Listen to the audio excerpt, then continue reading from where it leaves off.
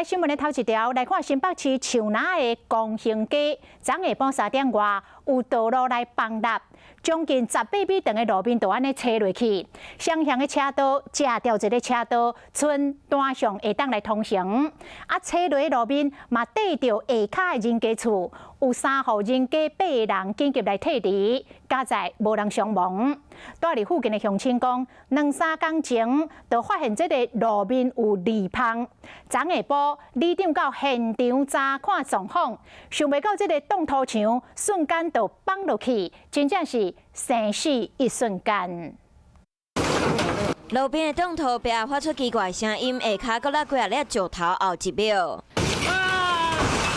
壁过崩落，搁去对着民家厝边的铁皮厝，住户原本只是想要记录冻土壁出去的状况，想袂到后1秒就变做安尼。继续来看，原来是顶悬车路的土石崩去，差不多有一半的路拢无法度行，双向车道敢若剩单向会当通行，其实早就伫前一天路啊都有必顺。昨天早上有里民跟里长说，越裂越大。听到那个一声“咕咕咕咕咕”，当时还不想离开，知道吗？啪一声，我们就赶快跑了，一跑2秒钟就塌下来了。咱要出门创单较不方便啊，你等一下车。门口的车路直接消失一半，住户看甲心惊惊。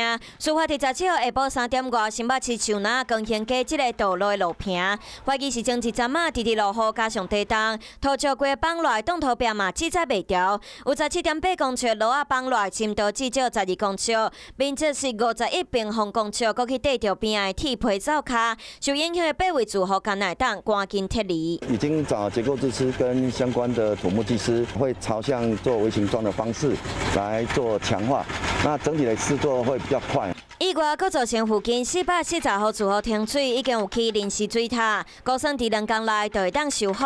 另外，针对道路，敢若剩一边双向通行，车若真济，就需要排队。相关单位嘛，赶紧抢修，希望会当量早互民众恢复正常的生活。